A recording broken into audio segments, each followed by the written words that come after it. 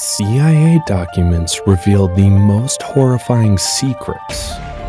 Governments all around the world have a common goal of protecting their citizens and advancing their interests in the face of threats. Various mediums have been adopted by these establishments to enable them to carry out this duty effectively. For Americans, the Central Intelligence Agency serves an important role in the protection and advancement of their interests. This begs the question, how do these agencies carry out their activities? The Central Intelligence Agency, for one, has been under intense scrutiny for their activities and methods deployed in serving their purpose. Welcome to Declassified Theories. Support this channel by clicking the like button and do subscribe to keep up with our mind-blowing episodes. Gather up and get ready to be thrilled.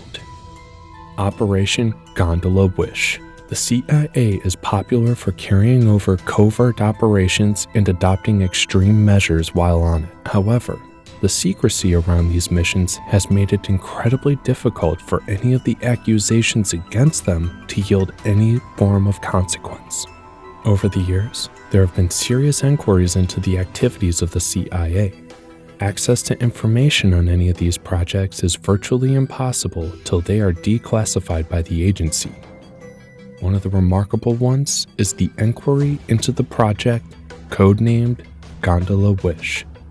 The 1960s were very crazy times in the relationship between the United States and the USSR. It was an intense battle for supremacy between the two powers.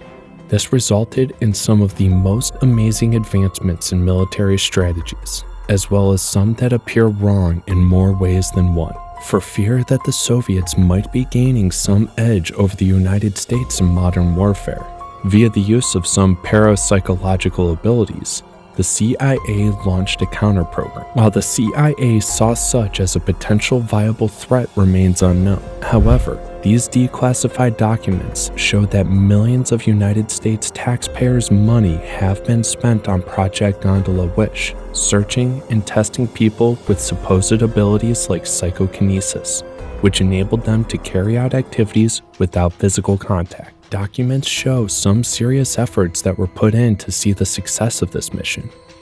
It revealed an amazing 65% chance of success from the early testing period. And since this was a follow-up to the Soviet attempts at forging a powerful military intelligence, documents also show that the Soviets believed also in the viability of this project.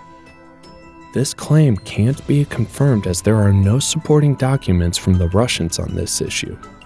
Millions and millions of dollars were spent on this project over 20 years. With little success, the project ended in 1995. Some think that the CIA must have discovered that the success that they might have had was nothing but luck.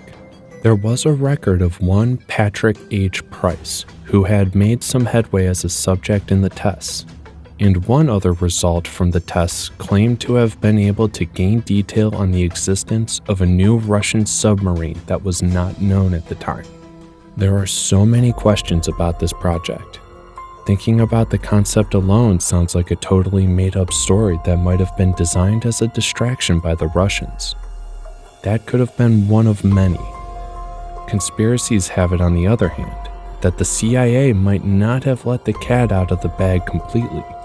The project was later integrated with the Project Stargate with the hope of reviving it, but it was later shut down and declassified in 1995. What do you think? Could there have been more to this story than meets the eye? Or was this a wild goose chase from the beginning? Drug trafficking by the CIA. The controversies that surround the CIA have become so popular that it forms the idea of many Hollywood movies. And one of the most popular of these controversies is the allegation of being involved in global drug trafficking.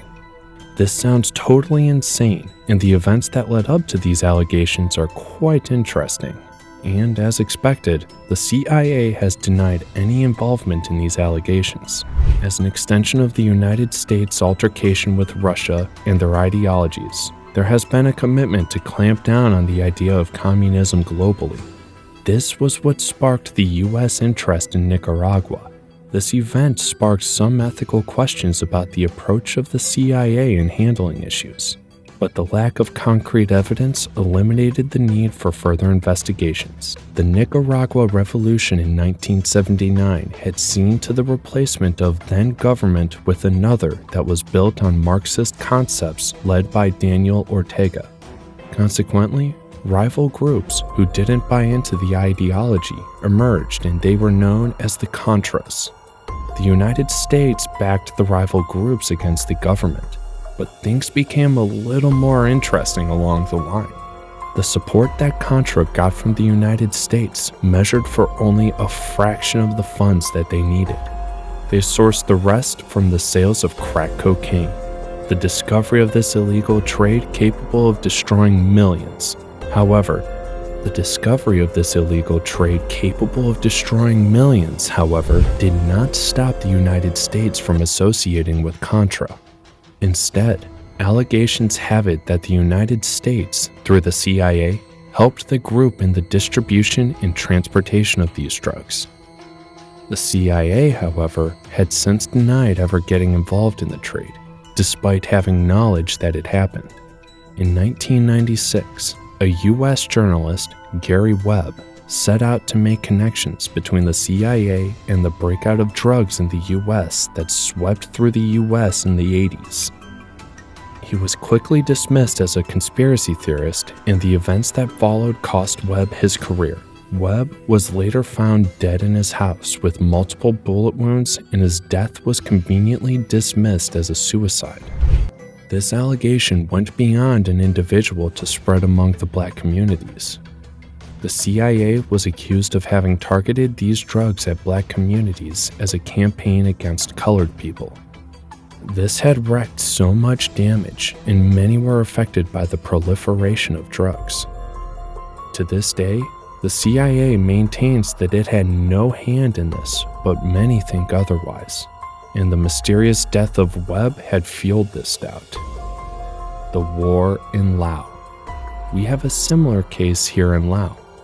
Caught in the struggle between the U.S. forces and their fight against the spread of communism, thousands of lives were lost in this struggle, though not amplified because of the more popular war in neighboring Vietnam. The CIA is allegedly linked with the drug trade of opium in the region, and just like in Nicaragua, they turned a blind eye to this trade as a support to the anti-communist groups in the region. If this is true, the CIA does make some questionable decisions, and many believe that it is the ability to play cover-ups that has shielded the agency from the law all this while.